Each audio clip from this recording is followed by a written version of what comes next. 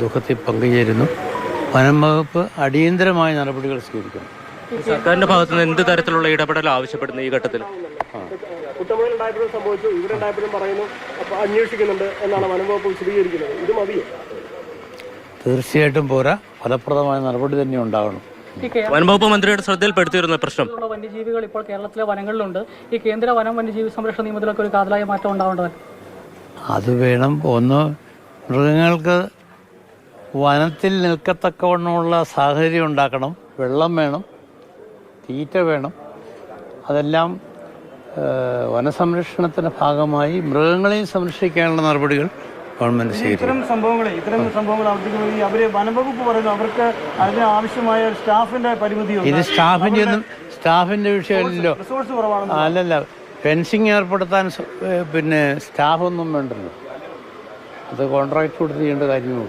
ഈ മുള്ളിരിങ്ങാടുണ്ടായ ഈ സംഭവത്തിന് ശേഷം മിനിസ്റ്ററെ വിളിച്ചിരുന്നു. അത് സർക്കാരിന്റെ ശ്രദ്ധയിൽ ഈ പ്രശ്നം പെടുത്തിയിട്ടുണ്ടോ? എന്തെങ്കിലും അടിയന്തര ആവശ്യം നമ്മൾ മുന്നോട്ട് വെച്ചിട്ടുണ്ടോ? അല്ല, ഞാൻ പിടിച്ച് കിട്ടുന്നേ ഉള്ളൂ. ഇപ്പം തന്നെ ബന്ധപ്പെടുന്നതാണ്.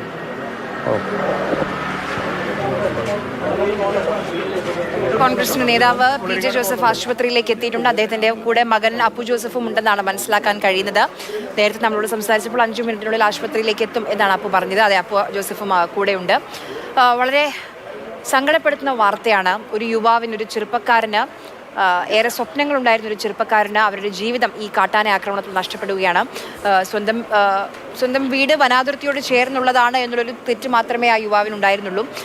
ഞായറാഴ്ചയാണ്, അവധി ദിവസമാണ്. എന്നിട്ട് പോലും അവിടെ വീട്ടിലുണ്ടായി.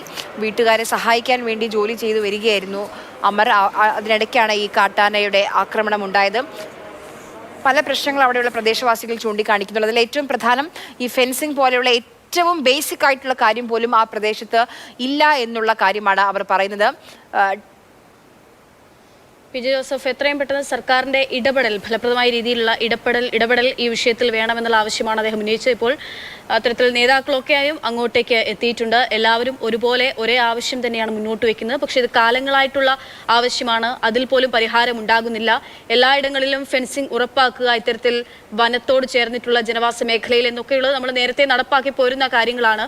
അവിടെയാണ് ഫെൻസിങ് ഒരു തരത്തിലും ഉപകാരപ്രദമാകുന്ന തരത്തിൽ ഫെൻസിംഗ് ഇല്ലാത്ത അവസ്ഥ വരെ ഉണ്ടാവുകയും ചെയ്യുന്നത്. ഇടുക്കി മുള്ളരിങ്ങാടാണ് ഈ ദാരുണമായിട്ടുള്ള സംഭവം ഇപ്പോൾ റിപ്പോർട്ട് ചെയ്യപ്പെടുന്നത്.